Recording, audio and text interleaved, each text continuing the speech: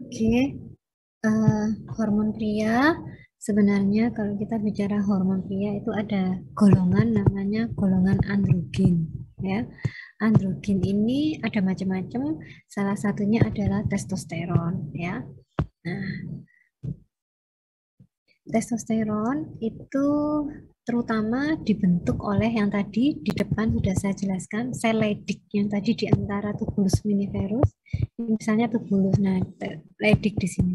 Nah, testosteron itu terutama disekresi oleh Leydig sel. Kalau kita bicara androgen, androgen itu jadi klasifikasinya ya, golongannya itu ada testosteron, ada androstenedion dan sebagainya. Semoga di slide ini ada mekanisme pembentukan testosteron ya. Oke, nah, semoga ada. Nah, tapi kalau terkait dengan reproduksi ya, di sel Leydig yang ada di testis tadi kan ada sel Leydig juga. Nah, sel Leydig ini yang membentuk testosteron ya. Uh, pada saat anak-anak ya, pada saat anak-anak testosteronnya itu sangat rendah ya, sangat rendah. Nanti ketika nah ini gambarnya. Jadi kalau Anda lihat ya, ini adalah kadar testosteron ya. Kadar testosteron. Nah, Anda bisa lihat ini pada saat masih dalam uterus, trimester 1, trimester 2, trimester 3. Nah, ini kira-kira puncaknya di mana ini? Mendekati trimester 3 ya, mendekati trimester 3. Nah, di sini yang tadi saya bilang ada disensus testis tadi ya. Disensus testis kan sekitar bulan ke-7, berarti di sekitar di sini ya. Nah, di sini ini ternyata apa? Disensus testis ini membutuhkan testosteron. Nah, ini ya, testosteronnya udah lumayan. Nah, karena penurunan testis, disensus testis itu butuh testosteron. Lalu lahir ini kadarnya rendah. Tapi pada saat neonatal itu umur 1 bulan ya, umur 1 bulan. Jadi sampai umur 1 bulan testosteronnya itu sempat tinggi. Nah, oleh karena itu kadang-kadang makanya kalau misalnya testisnya itu ada yang belum turun, itu biasanya ditunggu dulu, ya ditunggu. Kalau sampai setahun 2 tahun kok belum, nah segera diperiksakan ya. Biasanya saat menunggu itu ya tetap harus dikonsultan ke ahlinya. Karena kita harus tahu posisinya dulu di mana. Posisi testisnya di mana. Kalau posisinya sudah di inguinal, biasanya ditunggu. Tapi kalau di abdomen, nah hati-hati, suhunya kan tinggi. Nah, itu harus segera dikonsultan. Ini neonatus nanti setelah itu pada usia 1 sampai 10 tahun ya, 1 sampai 10 tahun itu datar rendah. Nanti mendekati masa puber, nah ini mulai naik, ya, mulai naik.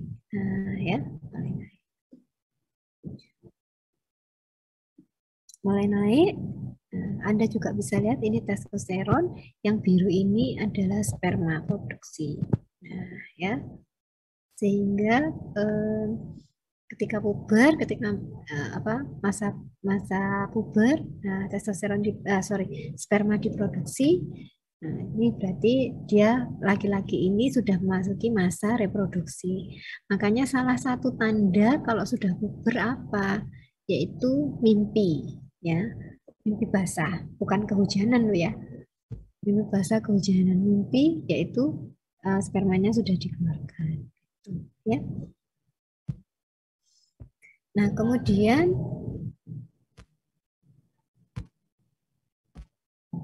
fungsi testosteron. Nah, fungsi testosteron ini adalah hormon yang nanti bisa membedakan antara laki-laki dan perempuan. Jadi testosteron ini memberikan penampakan, ya penampakan, memberikan performa. Jadi oh ini laki-laki, oh ini perempuan. Jadi kita melihat melihat saja, dengan melihat, oh tahu ini laki-laki, oh ini perempuan. Nggak perlu Anda laki-laki atau perempuan, saya coba buka celana, nggak perlu gitu ya. Nah, kalau pada perempuan nanti estrogen, pada laki-laki testosteron. Nah, di sini seperti yang tadi sudah saya sampaikan, untuk proses desensus testis ya, itu juga membutuhkan testosteron tadi ya, desensus testis. Pada saat fetal nih ya. Nah, ini kan ternyata dibutuhkan ya, tetap ada. Pada saat masih dalam kandungan ternyata kadarnya nggak nol, beda sama yang ini ya. Ini kan nol. Ini kadarnya ternyata ada. Lumayan gitu ya. Nah, ini ternyata dibutuhkan untuk pembentukan penis dan skrotum, juga pembentukan kelenjar-kelenjar yang lain. Nah, yang berkaitan dengan alat reproduksi pria. Nah, ketika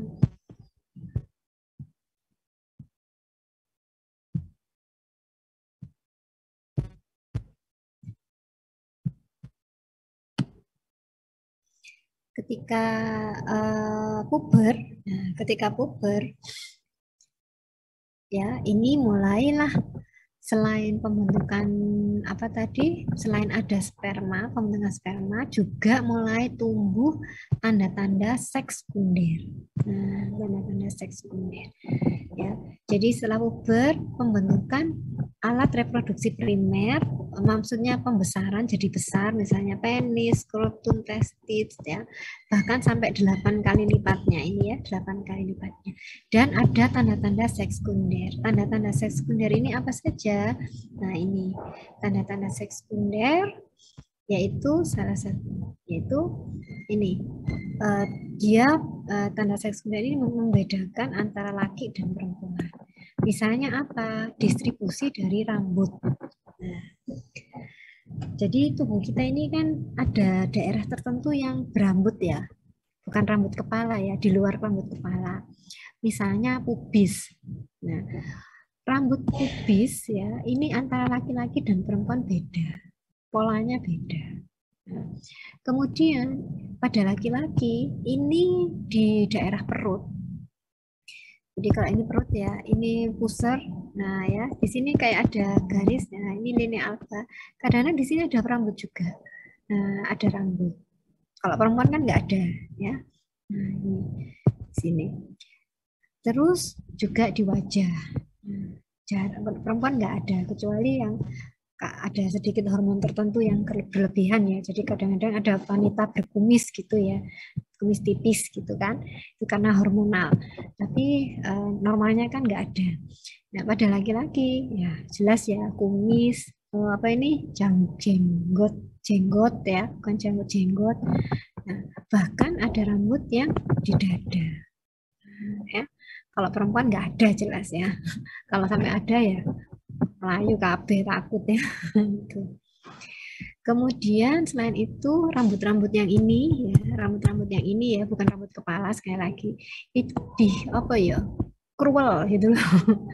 Kruwel, tidak kayak rambut kepala kayak gitu. Nah, namun di sisi lain kalau ini rambut ya, di sisi lain ini juga ada efek testosteron terhadap kebotakan. Jadi botak. Botak ya. Nah, tapi tidak semuanya. Jadi tidak semuanya. Biasanya botak ini terjadi karena ada dua faktor ini.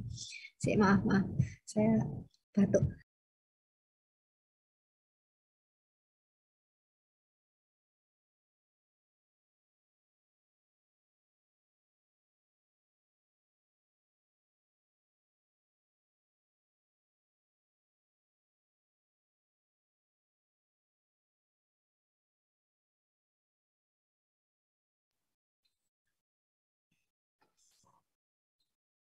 Nah, tadi ini.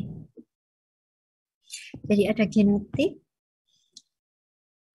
Nah, selain genetik juga ada, nah ini superimpose on this genetic background, dan juga ada ini hormon yang berlebihan. Jadi androgen tadi seperti saya bilang ya, testosteron kan bagian androgen, androgennya itu berlebihan. Jadi tidak melulu genetik. Selain genetik ternyata hormon testosteronnya berlebihan. Tapi kalau misalnya ketemu orang botak, jangan, wah testosteronnya tinggi ya, ya jangan gitu.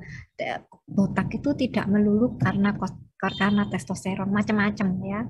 Dilihat anunya, tergantung jenis botaknya ya. Nah, atau kalau misalnya botak, oh profesor-profesor tuh berarti testosteronnya tinggi ya. Kalau orang yang botak kan mesti sebutannya profesor gitu ya. Ya tidak begitu.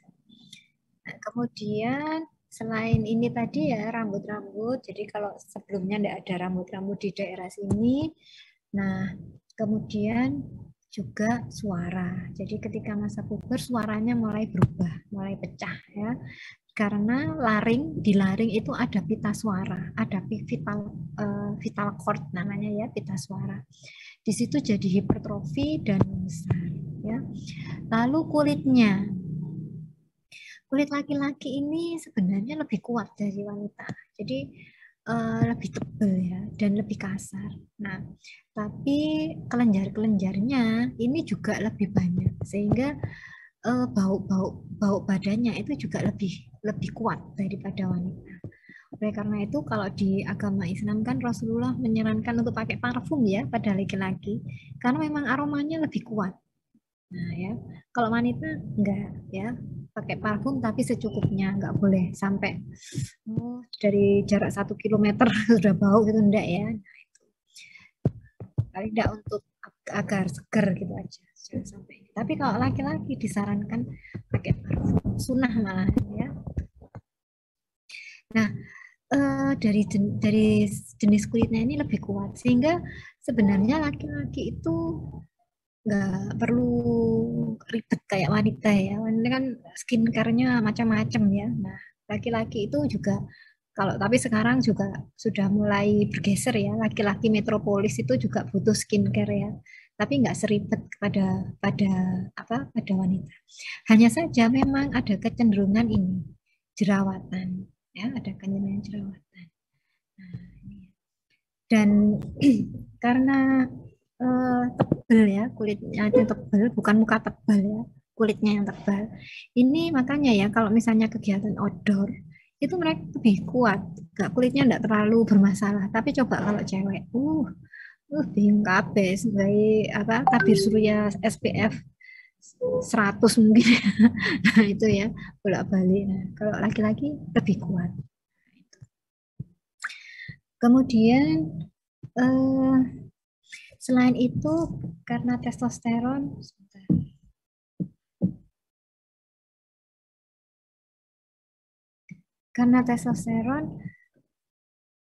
ototnya juga lebih kuat. Jadi ini ya protein formation juga lebih dominan dibandingkan kalau perempuan ya. Nah, dan makanya ya kalau Anda atau paling gampang ya telapak tangan ini itu perempuan sama laki-laki beda. Kalau laki-laki tangannya kan cenderungnya besar. Selain besar, antep. Nah ya, antep. Saya tuh anak saya laki-laki mesti waktu kecil tak gini kan. Ayo coba tangannya, di tangannya dia ini tangan saya gitu ya. Wah, si menang ibu gitu ya. Nah, ketika dia besar, udah wis tangan saya kalah ya. Tapi kalau anak perempuan biasanya nggak beda jauh ya. Dan ini selain besar juga kuat. Nah, makanya cowok ini cocok banget memang kalau misalnya yang pekerjaan berat-berat ke cowok itu memang cocok karena proteinnya lebih formasinya karena pengaruh testosteron ini ya. Nah ini hati-hati. Sebentar. Kadang-kadang ada yang menyalahgunakan. Nah, ini Anda kan gizi ya. Kadang-kadang gizi itu mungkin juga kadang-kadang nyerempet, hati-hati kalau misalnya nyerempet obat-obatan ya. Testosteron itu hormon, tapi juga ada dijual ya. Dijual testosteron yang luar, yang eksogen. Nah, kadang-kadang hormon-hormon ini, jadi kalau sudah obat itu hormon ya, jadi kalau kalau hormon dalam diri sendiri kan tidak masalah, tapi kalau obat itu hormon dari luar kita harus waspada. Termasuk KB itu kan sebenarnya hormon KB itu. Kita sebenarnya harus waspada, tidak semuanya itu cocok. Nah, ada juga yang menyalahgunakan penggunaan hormon-hormon tapi untuk kepentingan seperti ini, performa. Jadi ada yang pengen hasil yang instan ya, cepat. Dia kalau pakai nutrisi nggak betah. Kan harusnya kalau misalnya bodybuilder, binaragawan itu ya, itu kan harus latihan, juga makannya juga harus betul supaya ototnya terbentuk ya. Nah, ada yang nggak sabaran, dia minum suplemen. Tulisannya ngomongnya sih suplemen, ternyata apa? Kalau isinya hormon hati-hati ya. Kalau isinya bukan hormon ya enggak apa-apa. Nah, ini ya. Karena karena apa? Karena kalau hormon masuk, hormon itu kan sebenarnya fungsinya adalah regulator atau dan juga koordinator. Jadi efeknya itu bisa luas, jadi harus hati-hati ya, seperti itu. Jadi memang eh, bahkan karena efeknya itu seperti itu ya, ini eh, kadang-kadang bisa ketahuan sebagai obat doping. Tahu doping ya? Nah, ini nggak boleh. Kalau ketahuan pakai itu, ya jelas langsung didiskualifikasi. Kalau udah kadung menang, ditarik itu menangnya itu. Ya. Kemudian pada tulang. Nah, pada tulang ini juga menyebabkan gara-gara testosteron ini jadi cepat tinggi. Nah, ya salah satu hormon, ya tidak hanya testosteron ya, salah satu hormon jadi menyebabkan seseorang itu lebih tinggi. Makanya pada anak-anak laki-laki yang puber ya, pubernya biasanya kan lebih terlambat ya. Kalau wanita kan lebih cepat. Awal-awal SD itu biasanya yang tinggi perempuan-perempuan. Nah, tapi nanti ketika laki-lakinya puber, nah dibalap itu ya di tulang. Ini saya gambar ya, tulang. Nah, ini ya. Nah, di tulang itu ada namanya epiphyseal plate atau growth plate, lempeng pertumbuhan. Nah, di daerah sekitar sini, epiphysis. Nah, ini dia itu nanti bergerak ya, terus tambah tinggi, tapi arahnya tuh ke sana. Jadi nyundul-nyundul akhirnya tambah panjang, tapi akhirnya garis ini nutup. Nah, ini nutup. Kalau ini nutup berarti sudah stop, nggak bisa tinggi lagi. Ya, nggak bisa tinggi lagi. Dan ini dipengaruhi oleh siapa? Salah satunya dipengaruhi oleh testosteron. Ya. Selain cepat tinggi juga lebih kuat, ya, lebih kuat. Jadi tulangnya itu komposisinya lebih lebih valid, lebih kuat. Nah, testosteron juga mempunyai efek pada pelvis, sehingga menyebabkan pelvisnya itu lebih sempit. Nah, ya, jarang kan ketemu laki-laki bokongnya gede gitu kan, jarang ya. Kecuali kalau emang dia sudah gendut ya. Tapi kan kalau pada wanita, wanita kan ada yang langsing tapi panggulnya besar. Nah, ini kalau laki-laki panggulnya biasanya ramping. Nah, itu. Juga selain sempit, panjang. Kalau perempuan dikasih kayak gini, kok bayi lahirnya piye? Ya. Jadi kalau perempuan nggak gini, ya perempuan justru butuh pelvis yang besar, ya bukan hanya untuk performa, tapi nanti untuk lahir bayinya, ya untuk lahir bayinya. Nah ini funnel like shape. Nah ya kalau yang perempuan itu broad ovoid shape. Jadi memang tujuannya untuk memudahkan proses kelahiran. Nah, dengan bentuk yang langsing tadi sempit, ini kalau misalnya dia ke apa aktivitas fisik, dia lebih stabil. Ya, jadi misalnya loncat atau apa itu lebih stabil daripada wanita. Ya, jadi memang laki dan wanita itu berbeda ya. Kalau misalnya sampai beda ganti peran itu gak cocok ya, nggak sesuai fitrah. Sorry, intinya ya. Karena saya pernah dengar ya, oh gak apa-apa bertukar peran, nggak bisa ya. Bertukar peran itu nggak bisa. Karena laki-laki memang dominannya itu di luar, dia memang mulai mencari nafkah. Nah, tapi mendidik anak itu ya tidak bisa dipasrahkan bongkoan ke istrinya, enggak ya. Mendidik itu bersama-sama. Ya. Dan sekarang ada lagi ngetren persamaan gender gitu ya. Nggak bisa persamaan gender itu. R.A. Kartini itu sebenarnya dia itu bukan persamaan gender sebenarnya ya, tapi dia ya wanita sesuai fitrahnya dan semua orang berhak untuk belajar. Wanita itu berhak belajar pinter, kenapa? Karena dia gurunya anak-anaknya nanti di rumah. Kalau ibu gak pinter ya opo? Ibu itu harus pinter ya. Jadi makanya saya kalau bilang perempuan juga harus sekolah tinggi. Nah, nanti kalau anaknya tanyanya aneh-aneh, nah, pertanyaannya ini, maksud ibu, sorry nak, karo, ya kan kan. Ibu itu harus pintar, ya. Selain pertanyaan anak-anaknya, juga dia nanti yang mengarahkan anaknya. Nah, terkait dengan ini ya, memang laki dan perempuan itu beda. Nah, soal testosteron ini, jadi nggak bisa dipaksakan, harus ganti peran, wanitanya yang di luar, laki-laki di rumah sebagai bapak rumah tangga, tidak bisa ya. eh ya, pada kasus-kasus tertentu itu testosteron digunakan untuk osteoporosis.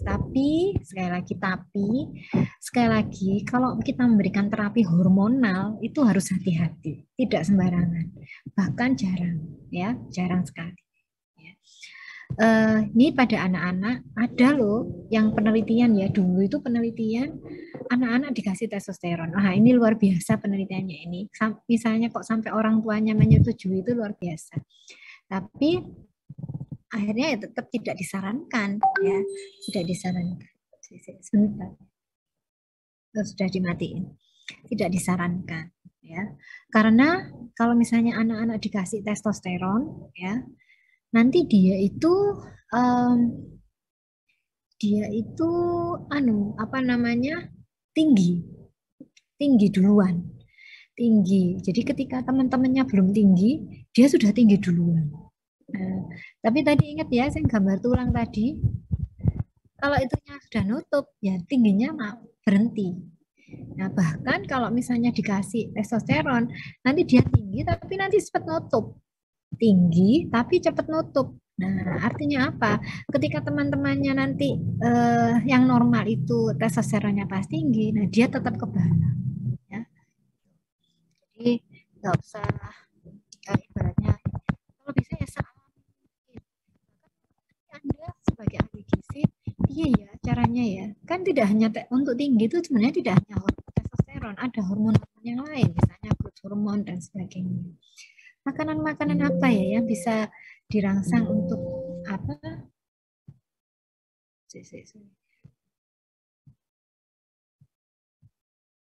Makanan-makanan apa yang bisa merangsang pertumbuhan misalnya kayak gitu, ya. Oke. Lalu testosteron pada basal metabolisme akan meningkatkan metabolisme pada sel darah merah ya. Jadi apa namanya? Kenyataannya laki-laki itu sel darah merahnya lebih besar.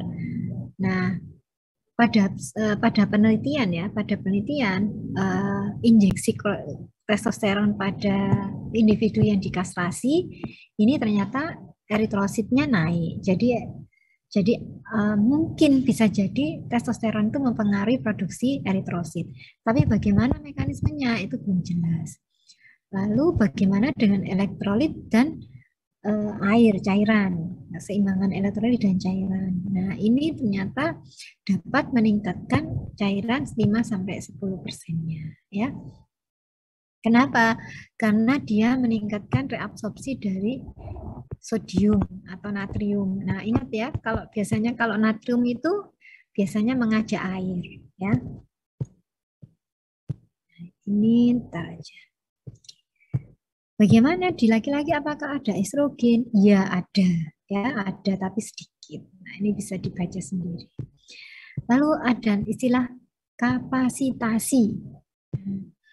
Kapasitasi dari sperma, yaitu perubahan. Nah, perubahan dari sperma ketika dia bercampur dengan semen dan kemudian kontak dengan nih, dengan genitalia wanita.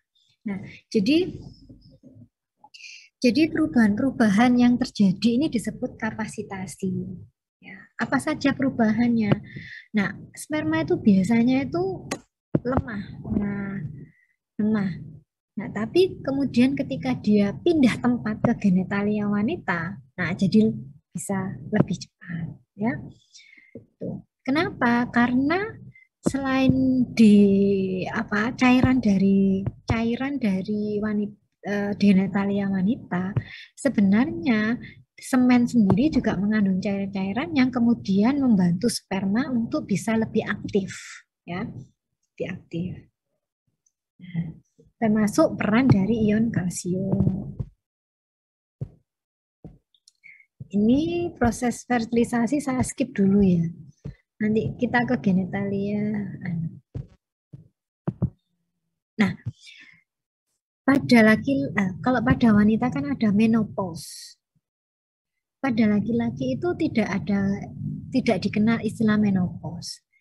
Ya, yang ada adalah the male climacteric. Jadi di sini mulai terjadi penurunan fungsi seksual.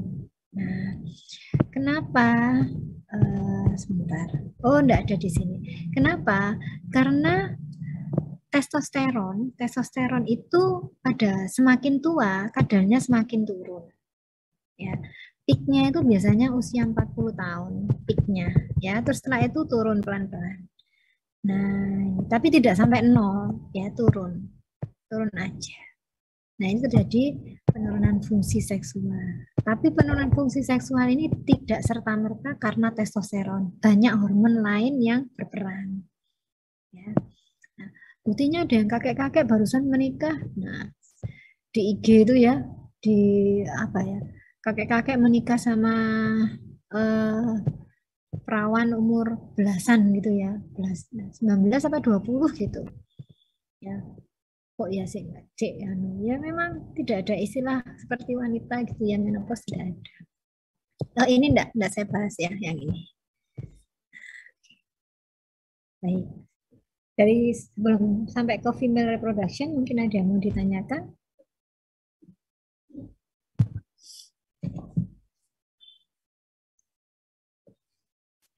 Kita masuk ke reproduksi wanita.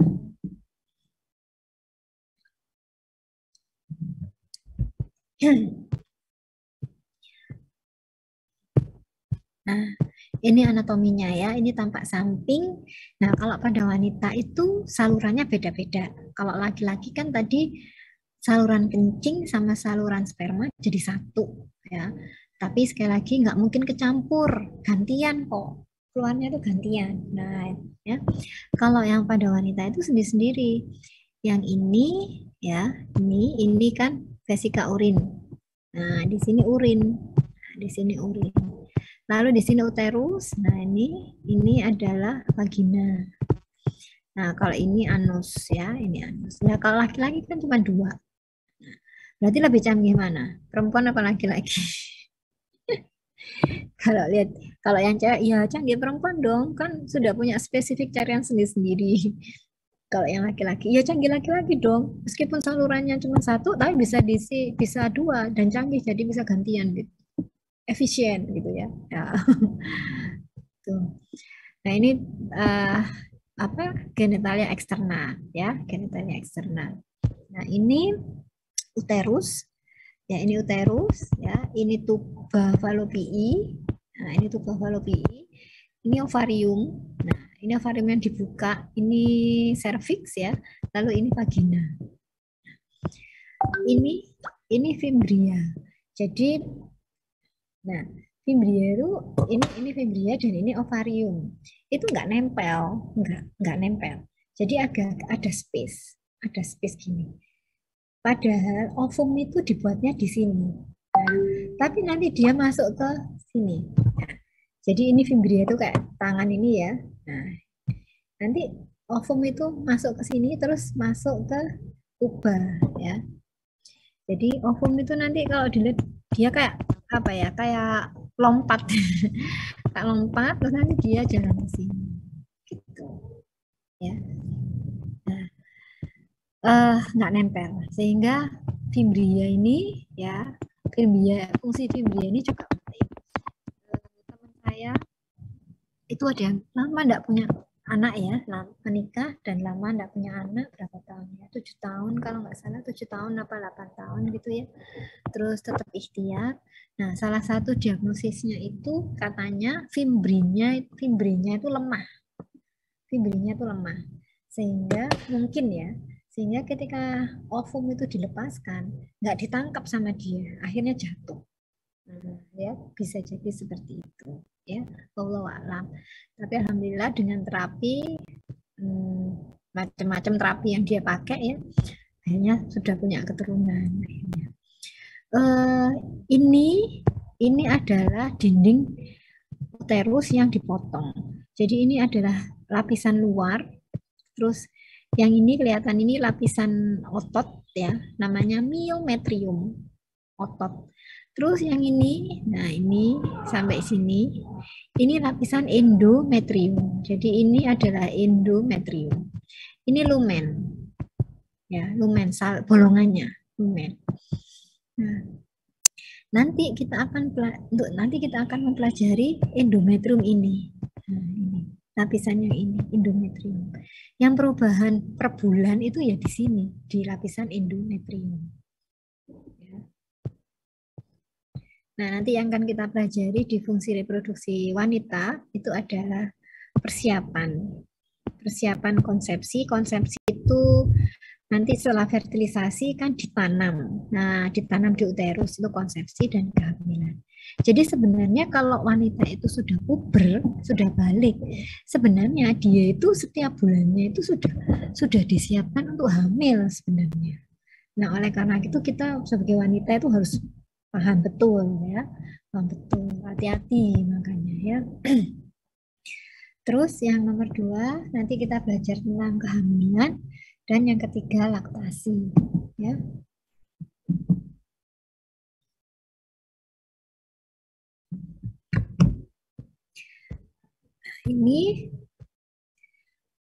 Ini ya, kalau pada wanita ketika masih fetus, masih dalam uterus, bakalnya ovum itu namanya oogonia.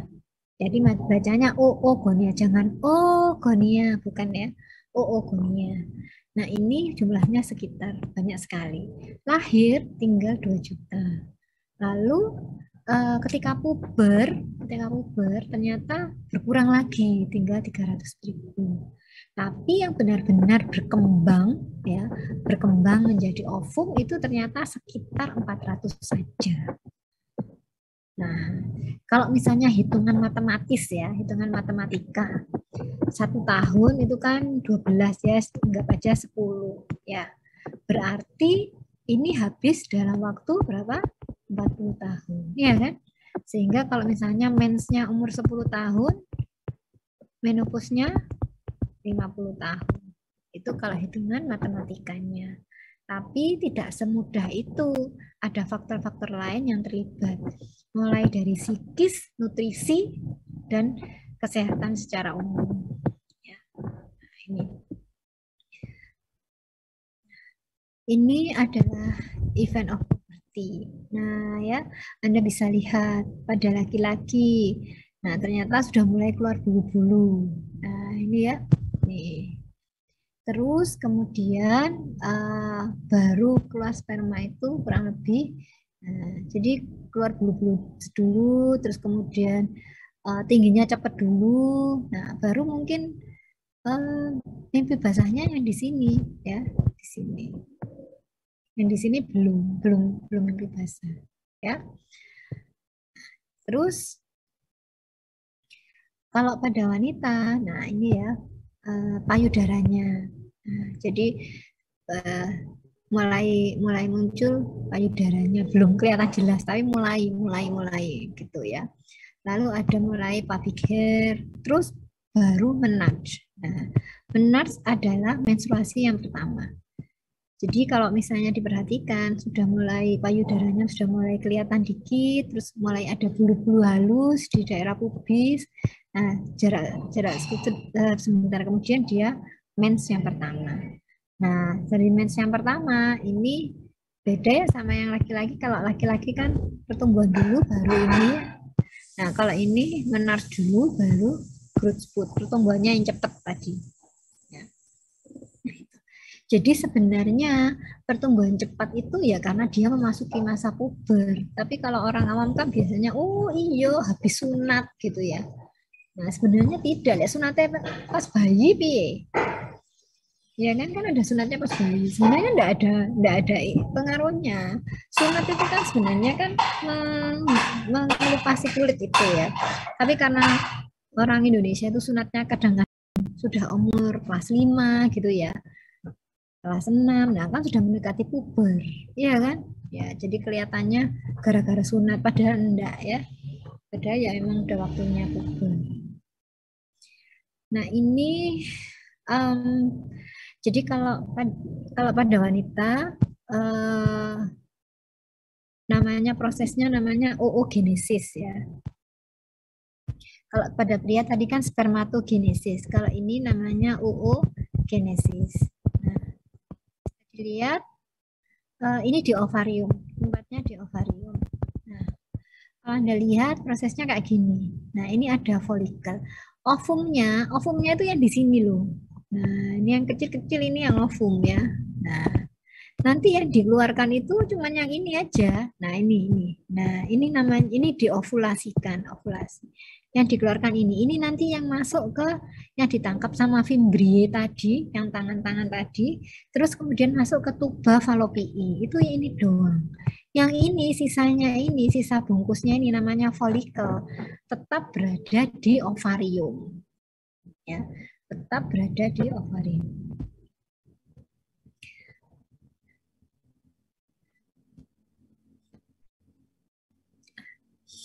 Ini juga sama ya. Sebenarnya saya mau menunjukkan gini loh. Pertama kromosomnya itu 23 pasang. Tapi nanti ketika 23 pasang itu kalau pada wanita 22 pasang autosom ditambah 1 pasang kromosom seks. Nah, kromosom seksnya apa? Ada yang tahu? XX. Yes, XX. Nah, nanti ketika jadi ovum, ya ovum yang sudah diovulasikan ya, ini kan ogonium. Nah, ovum ini kromosomnya bukan 22 pasang, tapi tinggal 22 plus X. Jadi kalau ovum itu cuma ini doang ya, 22 plus X. Beda sama sperma. Kalau sperma ada 22 plus X, ada 22 plus Y. Sehingga sebenarnya kok anak lanang, kok anak wedok itu sakjane sing menentukan sperma. Upayanya ahli gizi apa? Gimana misalnya ya, aku pengen anak lanang gitu ya. Oh, bagaimana upaya ahli gizi supaya sperma yang sperma yang Y, nah, sperma yang Y itu hidupnya lama misalnya kayak gitu. Oh, aku pengen anak perempuan. Oh, kalau perempuan, nah ya. Jadi namanya ikhtiar itu ya. Jadi ingin anak laki, anak perempuan. Nah, tapi secara nanti kita akan bahas ketika mulai siklus ya. Bisa skip dulu. Nah ini ya ovulasi proses pelan ovum ya. Nah kadang timbul nyeri saat ovulasi, kadang tapi kadang-kadang ya gak sadar. Hanya 1-2% dari ovulasi, pelepasannya dari satu oosit sekunder. Jadi yang dikeluarkan itu hanya per bulan ya, per siklus itu hanya satu oosit normalnya. Tapi pada kasus-kasus tertentu itu bisa lebih dari satu oosit. Beda sama hewan ya, hewan itu kayak kucing misalnya, itu kan keluarnya bisa banyak, makanya anaknya bisa banyak gitu ya. Satu kali hamil anaknya langsung brol isi papat, isi limo gitu ya. Tapi kalau pada manusia, nah Nah, kalau kembar itu bagaimana? Kalau kembar itu ada yang berasal dari satu ovum plus satu sperma, terus kemudian dia membelah, nah, ya. Ada yang kembar karena berasal dari beda ini, satu ovum plus satu sperma, terus ada lagi satu ovum yang lain plus sperma yang lain. Makanya kalau kembarnya itu satunya laki, satunya perempuan, ya, itu pasti berasal dari dua ovum dan dua sperma yang berbeda. Tapi kalau misalnya laki-laki semua atau perempuan semua, nah itu bisa dua. Bisa dari satu ovum, satu sperma, atau bisa dari dua sperma dan dua ovum. Nah, biasanya kalau yang kembarnya persis, nah itu biasanya dari satu ovum dan satu sperma, terus dia membelah lagi, kayak gitu.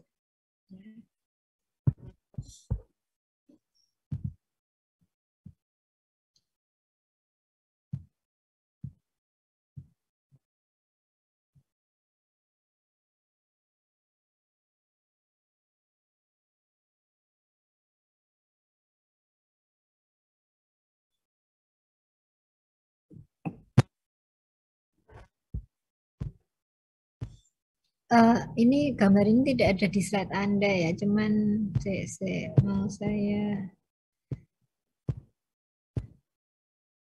oh ini pada wanita ya. Jadi pada wanita Anda bisa lihat ya androgen, padahal tadi saya sebut-sebut androgen itu di laki-laki yang kemudian jadi testosteron. Nah, ternyata memang bakalnya itu awalnya ya androgen ini terjadi estrogen. Ya. Jadi pada wanita itu ada enzim tertentu sehingga menjadi estrogen. Pada laki-laki, enggak, estrogennya cuma sedikit. Ya.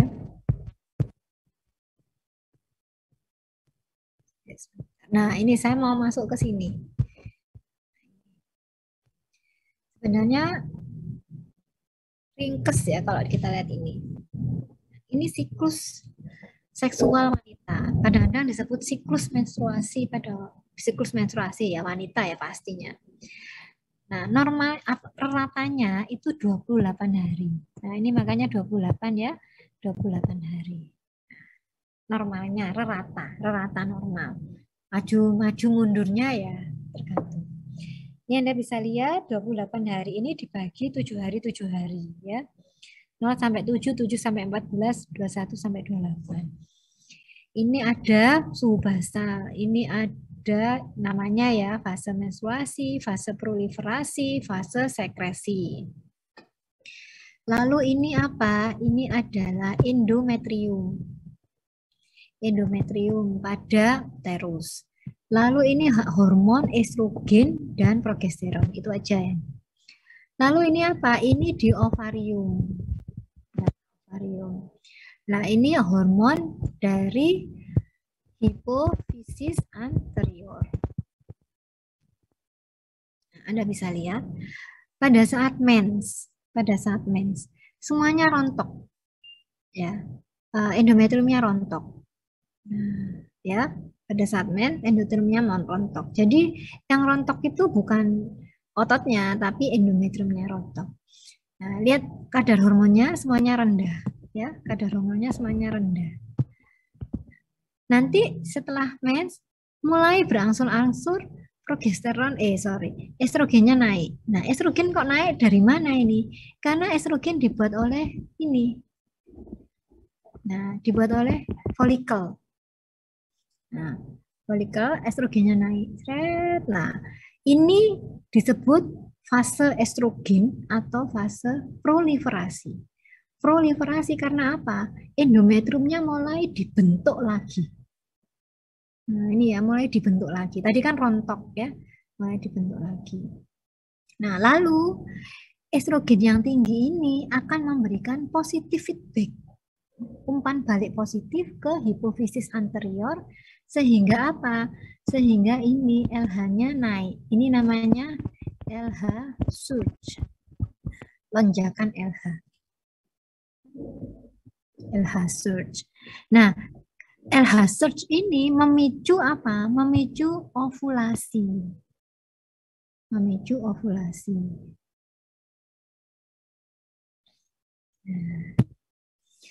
Ovumnya masuk ke tuba, ya kan? Ke tuba falopii. Nah, folikelnya ini sisanya tetap di ovarium. Nah, sisanya ini menjadi corpus luteum. Warnanya kuning, menjadi corpus luteum.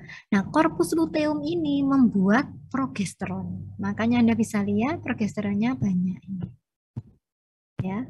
Nah, di sini 2 minggu ini yang disebut fase sekretori atau fase progesteron. Nah, lihat ini tambah tebel. Selain tebel, lihat ininya kelenjar-kelenjarnya ini jadi banyak. Nah, ini maksudnya apa ini? Ini maksudnya dijaga jika misalnya ovum. Nah, misalnya ovum ini dibuahi oleh sperma, maka terbentuklah zigot kan? Nah, dibuahi ya, maka uterus ya, uterus dalam hal ini adalah endometrium. Ini siap untuk apa? Siap untuk janinnya.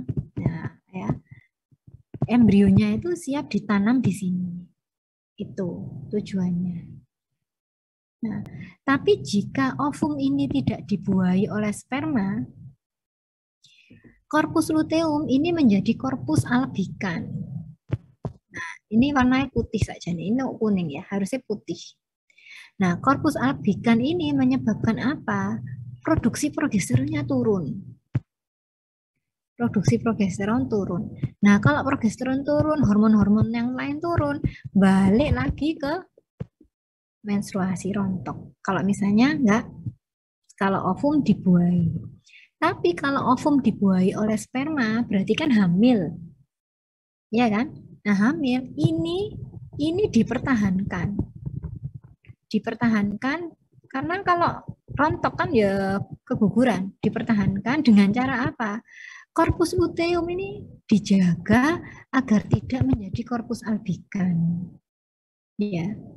Nah, sampai uterusnya itu siap. Sampai plasentanya itu siap. Biasanya dipertahankan kurang lebih 3 bulan. Nah, sampai plasentanya siap. Tuh. Makanya kalau misalnya ada yang keguguran kurang dari 3 bulan, itu berarti bisa jadi ada masalah di sini.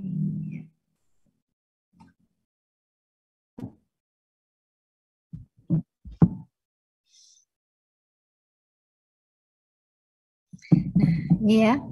Jadi sekali lagi ketika ada apa namanya, ada ovum yang tidak dibuahi, maka corpus luteum menjadi corpus albikan sehingga progesteronnya turun. Lalu rontok deh ke siklus ke fase berikutnya yaitu menstruasi. Tapi kalau misalnya dibuahi sehingga menjadi hamil ya, hamil, ini endometrium kan perlu dipertahankan ketebalannya. Nah, ini corpus luteum dipertahankan paling tidak selama 3 bulan, ada hormon-hormon lain ya yang membantu sampai plasenta siap. Nah, plasenta siap. Makanya salah satu tanda hamil itu tidak mens, bukan mual muntah ya. Ya mual muntah itu ada, tapi bukan tanda khas ya, bukan tanda khas ya. Tuh. Kalau di TV-TV kan, hamil gitu ya. Belum tentu ya. Nah, jadi kalau kita lihat ovulasi itu di sekitar sini ya kan. Nah, ini kalau misalnya siklusnya normal ya. Jadi kita tidak bisa memprediksi ovulasi itu dari sini. Jadi kalau lihat di gambar ini, oh ovulasi itu dua minggu sejak mens pertama ya, kalau gitu ya. Tapi ternyata tidak semudah itu. Masalahnya apa? Kita nggak tahu. Tidak tahu nanti ini siklusnya molor apa enggak. Nah, bahkan disebutkan ovulasi itu 2 minggu, jaraknya 2 minggu itu dari sini. Dari mens berikutnya. Kan ini kalau digambar lagi kan ini mens. 2 minggu sebelum mens berikutnya. Gak bingung ya? 2 minggu sebelum mens berikutnya. Nah, mens berikutnya kapan? Ya kalau pas tepat waktu ya pas. Tapi kalau mundur, Nah, ini ya. Ini kadang-kadang makanya kalau misalnya pakai KB kalender itu diperlukan data siklus seksual yang paling tidak 6 bulan. Ya. Jadi ini ada calon ibu semua ya. Anda dibiasakan. Mulai sekarang itu aku mens mulai tanggal berapa ya? Dicateti, dicateti ya. Karena itu nanti informasi itu sangat bermanfaat kalau nanti Anda menikah terus mempunyai keturunan ya. Apalagi kalau misalnya mau pakai KB kalender ya. Karena ada yang nggak cocok loh pakai KB yang macam-macam ya. Lalu ada juga Anda pasti pernah dengar pemeriksaan kehamilan ya. Tes yang pakai urin itu, oh 2 garis ya, bukan swab ya. Swab kalau positif kan juga 2 garis. Kalau ini untuk tes kehamilan itu pakai urin ya.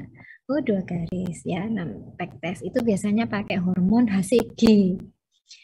Nah, ada juga sekarang namanya ovutest. Ovutest itu untuk melihat lagi ovulasi enggak ya? Nah, itu ya. Itu hormon yang dipakai adalah hormon LH. Nah, hormon LH. Jadi ada yang planning pengen punya keturunan dan ingin tahu kapan ovulasi gitu ya, pakai ovutest. Tapi ada teman saya dulu pakai ini, suhu basal. Ada yang tahu apa itu suhu basal? Suhu basal itu ini suhu bangun tidur ya, belum melakukan aktivitas lain. Nah, itu suhu basal. Nah, Anda kalau bisa lihat ya, bisa lihat ini ya. Pada fase mens ini sekian set ya. Terus nanti proliferasi hampir sama. Nah, ini tiap hari harus diukur. Lalu nanti mendekati ovulasi turun, lalu naik. Nah, ini perubahan yang ini adalah salah satu tanda adanya ovulasi. Tapi lihat naiknya tuh loh ya. Naiknya tuh loh, koma-koma. Nah, jadi pakai pakai termometer yang harus dicatat sampai koma-komanya ya. Contohnya ini 36,4 menjadi 36,7. Naik 0,3. Naik 0,0. Jadi teman saya itu ada yang pakai KB, mau bukan pakai KB ya. Dia pengen tahu ovulasinya kapan tuh pakai ini. Nah, suhu basal ya. Karena dulu belum populer, pakai ovutest itu belum populer ya. Kemudian ini tadi kan sudah ya. Kita ke ini dulu. Ke hormon. Nah, ini. Jadi pada laki-laki dan pada wanita juga ada FSH dan RH. Kalau pada laki-laki FSH ini lebih ke spermatogenesis yang tadi ya. Kalau LH ini nanti lebih ke testosteron. Nah, kalau pada wanita FSH ini juga hampir sama ya, merangsang folikel, jadi berperan pada oogenesis ya. Nah, kalau LH ini terutama yang tadi merangsang ovulasi.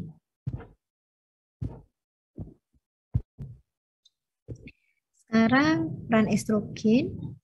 Estrogen, sebentar.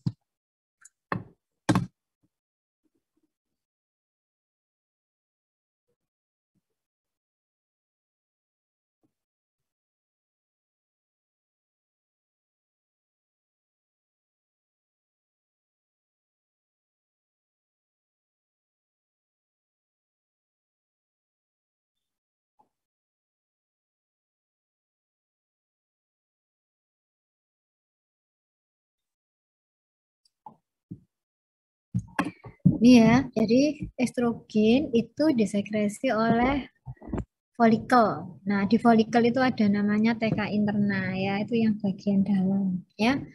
Lalu juga disekresi oleh adrenal dan plasenta. Nah, kalau yang tadi testosteron laki-laki ya, kalau yang perempuan adalah estrogen. Sehingga estrogen ini selain untuk pertumbuhan seks primer ya jadi tambah besar terus kemudian epitel vaginanya berubah ya. Terus juga memberikan ini seks sekunder ini yaitu misalnya lemak ya. Lemak lemak ini di area-area tertentu, misalnya glandula mama, bokong ya, dan paha. Jadi kalau pada wanita itu biasanya kalau estrogennya yang dominan itu dia kelihatan kelihatan apa ya, berisi, kelihatan berisi. Jadi wanita estrogen ya. Kalau yang kayak foto model itu, foto model yang sekarang itu kan krempeng-krempeng ya. Itu bukan wanita estrogen, itu lebih ke progesteron ya, kayak gitu. Jadi kalau dulu wanita cantik itu disebutkan kayak Kendedes itu ya. Itu kalau lihat patungnya kan wanita estrogen ya. Tapi kalau sekarang yang foto model itu kayaknya wanita cantik sekarang itu wanita progesteron ya, mungkin. Nah, ini sama, estrogen juga seperti testosteron, menyebabkan tulang jadi cepat tumbuh, tapi tadi mempercepat, tadi epifisisnya jadi cepat nutup juga, ya. Tuh. Nah, kalau progesteron ini apa ya fungsinya? Nah, salah satunya adalah anti abortus. Nah, jadi kalau misalnya ada yang ngeflag biasanya oleh dokter dikasih obat yang isinya seperti progesteron untuk mengurangi kontraksi dari uterus ya. Nah, ini tadi sudah. Nah, sebelum ke kehamilan kita ke fertilisasi tadi ya. Fertilisasi gambarin di mau ya.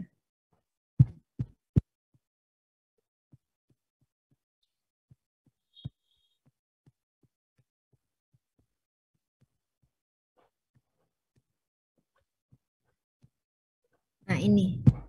Jadi fertilisasinya itu, nah, fertilisasi kan terjadinya di tuba falopii, ya, di tuba falopii. Dan kalau Anda perhatikan, sebenarnya Anda tahu ya, ovumnya itu satu, spermanya banyak sekali, jutaan. Nah, jadi sebenarnya kita ini semuanya adalah pemenang sebenarnya ya. Nggak ada persaingan yang seheboh persaingannya ovum dan sperma ini. Ya. Anda diterima di gizi, nah saingannya berapa? Sik ngalah no, sik menangan ini, ya. Jadi kita itu sudah orang-orang pilihan ya, dari sperma pilihan. Karena apa? Karena kalau sudah ditembus satu, maka langsung yang lain nggak bisa masuk. Nah itu ya kerennya. Dan nanti yang dimasukkan tuh hanya kepalanya saja, ya. Tuh. Terus kalau sudah terjadi fertilisasi maka hamil. Hamil. Nah, ini fertilisasi ya. Nah, ketika hubungan suami istri nih ya, maka ratusan sperma itu bisa nyampe di tuba falopii dalam waktu singkat. Loh, kok bisa? Padahal kecepatannya sperma itu sekian. Kok bisa cepat? Kenapa? Nah, karena dibantu oleh kontraksi dari uterus dan tuba. Jadi kalau uterus dan tuba itu kontraksi, spermanya kayak disedot gitu. Jadi jalannya jadi cepat. Nah, uterus kontraksi itu istilahnya orgasme. Nah, jadi kalau uterus kontraksi itu orgasme itu jadi menyebabkan jalannya sperma jadi cepat sehingga nyampe di tuba. Ya. Tuh. Nah, ini fertilisasi. Nah, ini ya. Kenapa sperma itu kok harus banyak? Padahal yang dibutuhkan kan satu. Nah, ya kan? Kok kata enek mubadir gitu ya? Nah, tidak. Ternyata memang dibutuhkan. Bahkan kalau jumlahnya sedikit, sulit ya, sulit hamil. Nah, ini ya. Ini kalau dilihat dari sisi ini. Ini Anda bisa lihat ini waktu dan ini prosentasenya ya, prosentasenya. Di vagina ini 100%.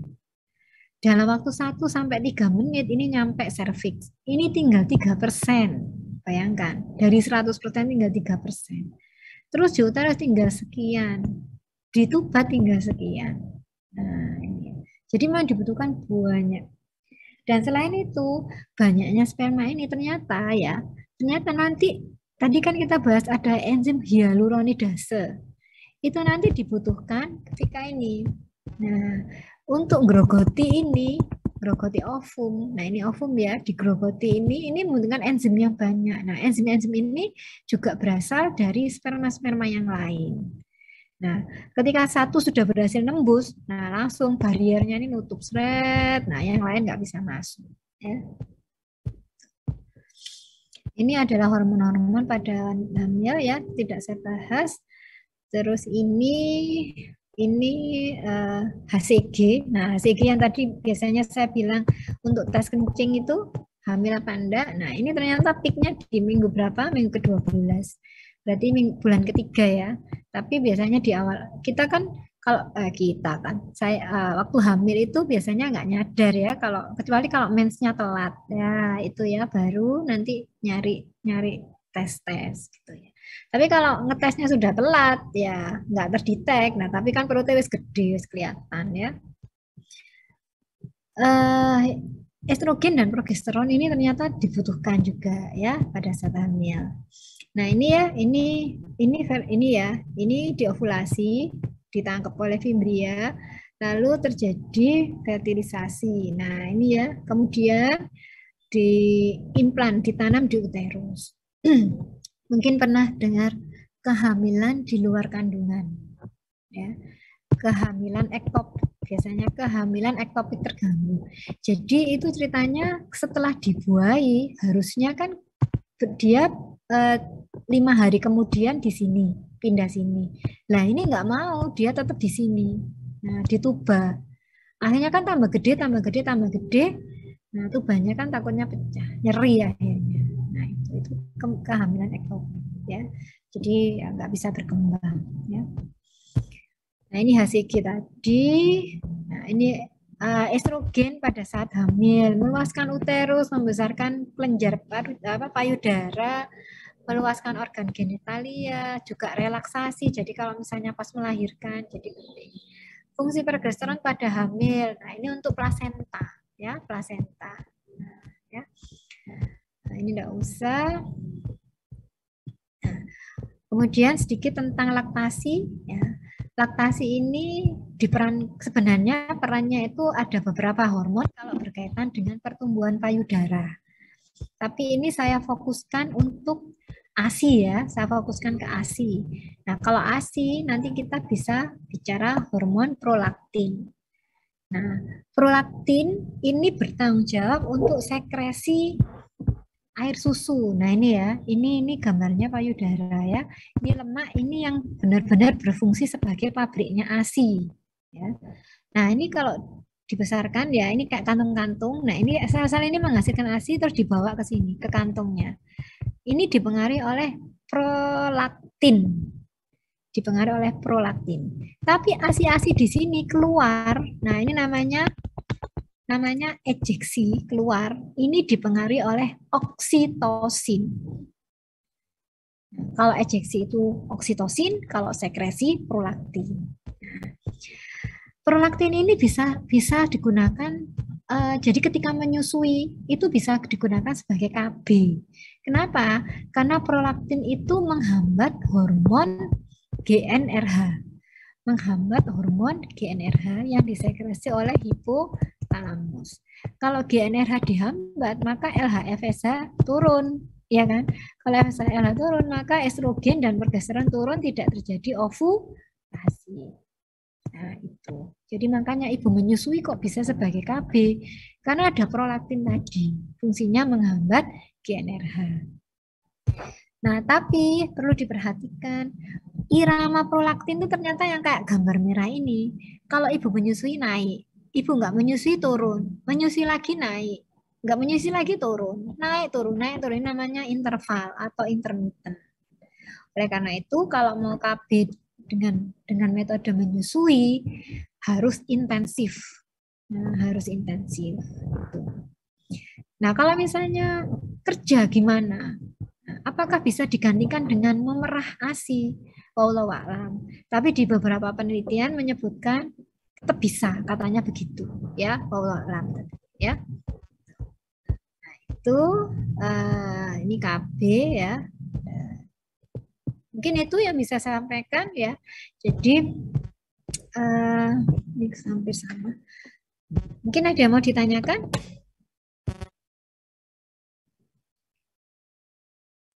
Si dok izin bertanya, kalau hamil anggur itu gimana ya dok ya? Ya, jadi hamil anggur itu sebenarnya itu suatu kelainan. Jadi bukan bukan ini, bukan apa namanya, bukan janin, tapi adalah prosesnya kelainan sehingga yang perkembangannya nggak berkembang jadi apa namanya embrio ya, nggak bisa. Jadi kalau misalnya Anda lihat gambarnya tadi ya, proses pembuahan itu memang kayak sel-sel gitu ya. Nah, itu ternyata berhenti di situ. Jadi bentuknya itu kayak anggur gitu. Memang prosesnya yang terganggu. Ya. Ada lagi? Nah, oke. Em, Insya Allah ini kuliah yang terakhir ya. Setelah itu ujian. Tapi misalnya ada pertanyaan yang berkaitan dengan materi, silahkan saja WA ya. Kalau tidak saya balas, mungkin saya pas repot jadi kelupaan, WA lagi aja. Terus ujiannya seperti UTS, UAS ini ya kayak UTS itu materinya ya materi UAS saja. Terus nanti ada materi ujian praktikum. Ujian praktikumnya true or false ya, benar atau salah. Tapi kalau UAS-nya kayak UTS, hanya saja materinya ya materi setelah UTS. Nah, misal ada kesempatan dan jika ada nilai yang jelek, semoga kami bisa menyelenggarakan UP, tapi saya nggak berjanji ya. Semoga masih ada kesempatan untuk bisa apa UP ya. Tapi saya harap semuanya nilainya bagus, jadi enggak perlu UP. Soalnya dari prodi sendiri, setahu saya tidak menyediakan waktu untuk UP ya, untuk UP. Ya. Tapi biasanya kami inisiatif mengadakan UP. Cuma nanti dilihat aja pelaksanaannya kapan, gitu ya. Oke, saya mohon maaf, terima kasih banyak ya. Eh, Kalau misalnya koordinasinya kurang kurang bagus karena memang sejak awal informasinya juga terlambat di saya, jadi saya persiapannya juga kurang dan ketambahan karena ada PDB sehingga biasanya itu hari Kamis dan Jumat ini digeser Senin sama Selasa. Nah, Senin sama Selasa itu waktunya di tempat kami. Dulu yang tahun lalu itu tetap Kamis Jumat jadi aman. Sekarang karena digeser ya mohon maaf kalau ada kuliah kayak gini ya. Baik, sekali lagi terima kasih banyak, mohon maaf sebesar-besarnya. Semoga Anda kelak jadi nutrisionis yang hebat dan amanah ya, amin. Saya tutup, wassalamualaikum warahmatullahi wabarakatuh. Waalaikumsalam Waalaikumsalam warahmatullahi warahmatullahi wabarakatuh. wabarakatuh. Terima kasih banyak. Terima kasih dok. Terima kasih dok. Salam, terima kasih dok.